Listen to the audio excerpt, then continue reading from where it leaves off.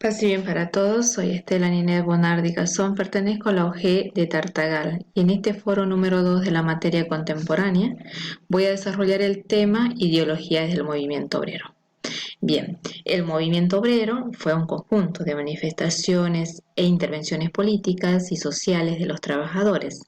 Ellos fueron organizados en favor de buscar mejorar sus condiciones de vida y de la transformación revolucionaria o reformadora de la sociedad de esa época.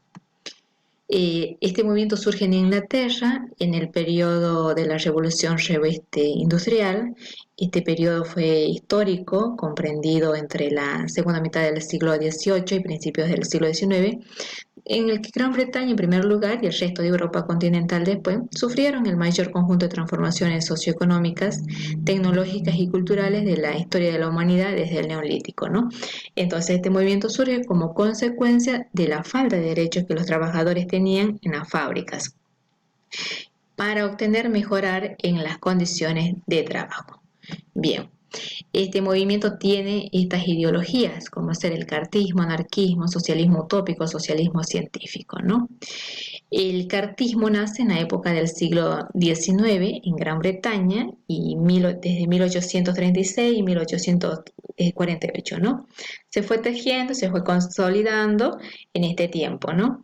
Fue un movimiento obrero nacido a partir de un documento muy fuerte en la época, la llamada Carta del Pueblo. Esta carta contenía una serie de peticiones populares, la cual iban dirigidas a conseguir una política más democrática en el Parlamento británico, ¿no? Ellos pensaban que si el pueblo entraba en el Parlamento se conseguiría reducir el número de horas de trabajo y un aumento del salario, ¿no? Entonces, entre estas peticiones que se habían escrito, y aquí juega un rol importante estos dos grandes estos referentes del cartismo, ¿no? Como ser Harrington, Lovett y Watson, ¿no? Eh, Ellos manifestaban que buscaban el sufragio universal y que no hacía falta ser propietario para ser diputado, pedían una convocatoria anual para el Parlamento, que los distritos electorales sean homogéneos, la búsqueda de salario para los diputados y que el voto sea secreto, ¿no? Y entonces, sufragio secreto y universal, que fuera para los varones, ¿no? De más de 21 años, y que se votara por circunscripciones para distribuir los distritos electorales con mayor equidad, ¿no? Y que las elecciones parlamentarias anuales sean con eliminación del requisito de ser propietarios, que hubiera sueldo anual e inmunidad para los diputados, ¿no? Bien, y un año más tarde, estas peticiones eran entregadas en el Parlamento del Reino Unido, ¿no? En medio de una crisis que afectaba a las industrias y con el deseo de que los obreros llegaran al Parlamento para lograr leyes convenientes en su clase, ¿no? Es por eso que el cartismo se constituyó una importante experiencia para la clase obrera, ¿no? Dado que fue su primer intento de mejorar las condiciones de vida. Se dice que fue el primer ensayo de organización política obrera de la época, ¿no? La acción forzó al gobierno británico a articular una legislación que contó con el elevado contenido social, ¿no? Siendo de ello un ejemplo la ley de las 10 horas, o sea, la reducción de la jornada laboral, ¿no? El cartismo supuso, ¿no?, la toma de contacto de las masas obreras con la acción política, que hasta ese entonces habían concentrado su empeño en la conquista de mejorar lo laboral. Es por eso que contribuyó a aumentar la conciencia de clase y a que los obreros luchasen para aumentar la representación popular en el Parlamento. Por eso se considera muy importante este documento, ¿no? Como es la Carta del Pueblo en esta época, ¿no? Bien, veamos entonces la ideología del anarquismo, ¿no? Que fue en la segunda mitad del siglo XVIII, ¿no? Y tiene estos grandes referentes como ser Proudhon, Bakunin y Tolstoy. El anarquismo como movimiento, ¿no?, proviene casi de manera directa del movimiento obrero que surge a principios del siglo XIX, en la lucha por mejorar las condiciones de franca opresión que en ella se hallaba el proletariado a comienzos del capitalismo industrializado. En esa lucha por reivindicar a las clases bajas y abogar por una sociedad igualitaria, el anarquismo tiene estas características muy importantes y muy fuertes, ¿no? Eh, el anarquismo se oponía a cualquier forma de gobierno, ¿no? Hacían una oposición fuerte frente al Estado, ¿no? Pues solo el hecho de gobernar suponía una coacción y una injusticia. Ellos rechazaban cualquier tipo de autoridad y gobierno, ¿no? Iban por la abolición de la propiedad privada y de la herencia, ¿no?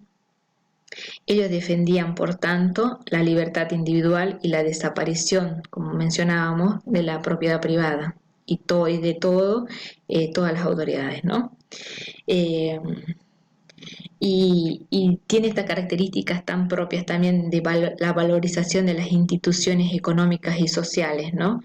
Eh, Ellos manifestaban que esto tenía que estar formada por miembros voluntarios, ¿no? Y que este sistema cree que la sociedad es capaz de vivir en armonía sin necesidad de nadie gobernando sobre ellos, ¿no? Eh, los anarquistas defienden, tienen, ponen los valores muy fuerte en alto, ¿no? Como ser la libertad, igualdad y la solidaridad, ¿no?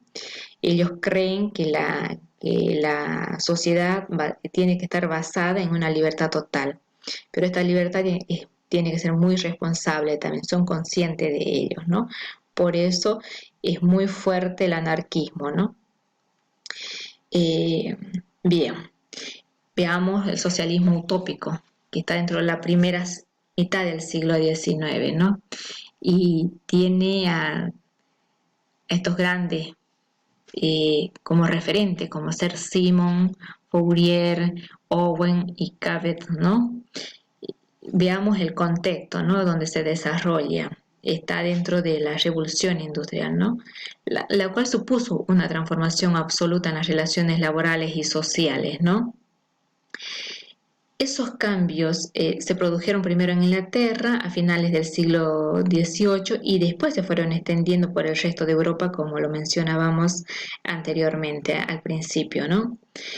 Entonces, la aparición del proletariado industrial, los obreros que comenzaron a trabajar en las nuevas fábricas, llevó emparejada la promulgación de nuevas teorías sociales, ¿no? Estos referentes escribieron sobre cómo mejorar las condiciones de los obreros, ¿no? Y así nace esta ideología del socialismo utópico, ¿no?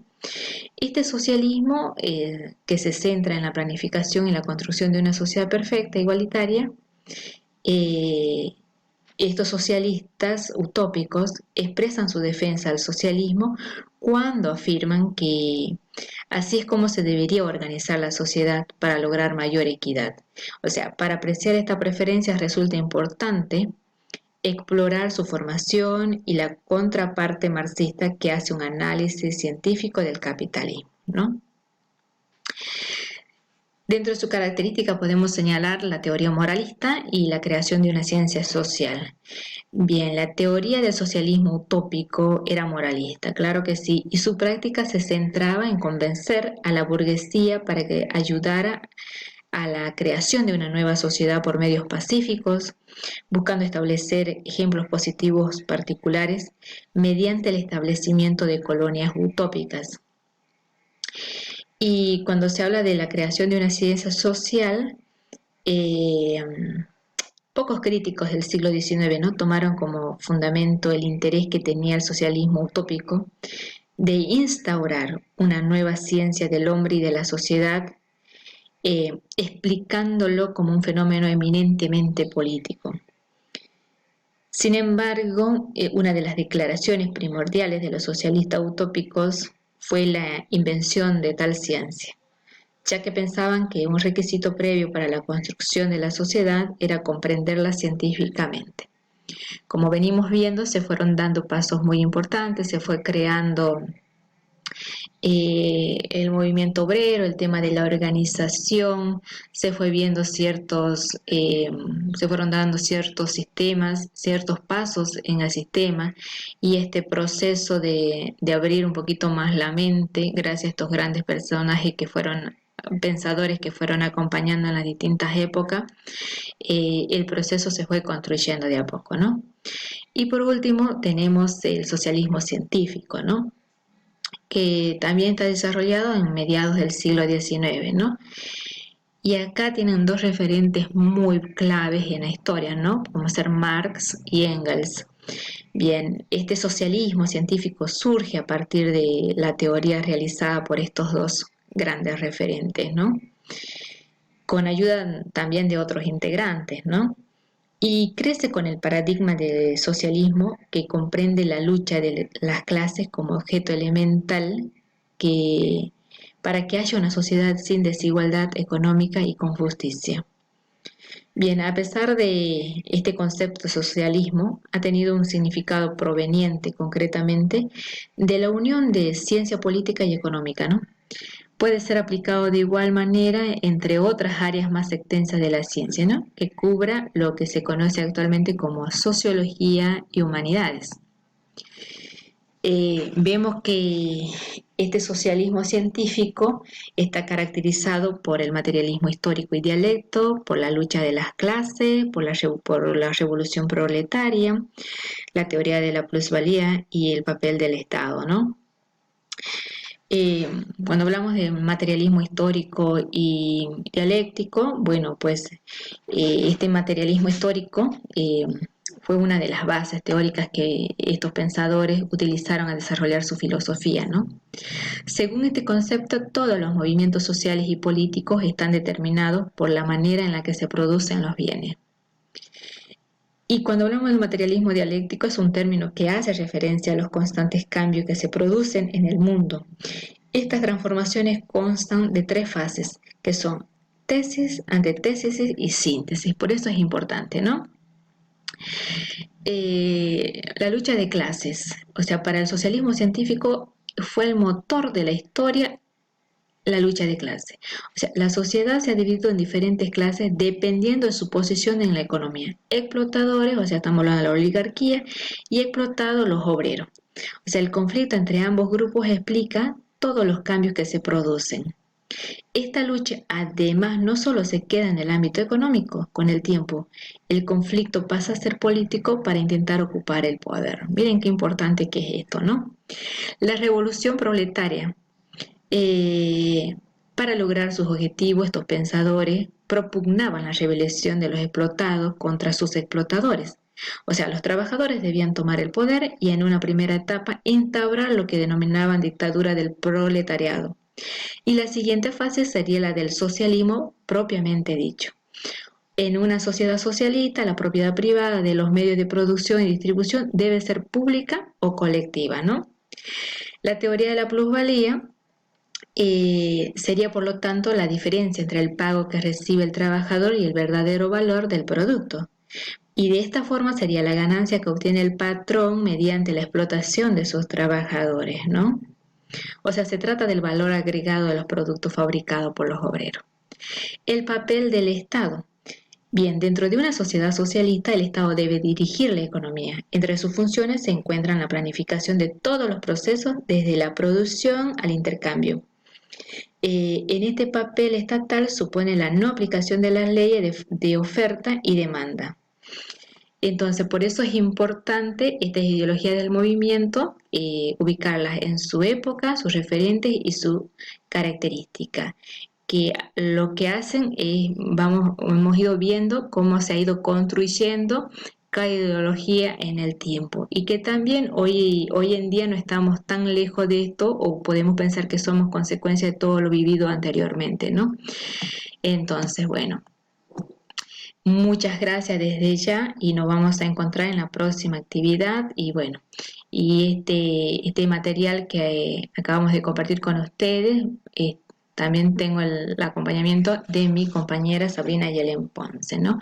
Bueno, pase bien para todos y buena jornada.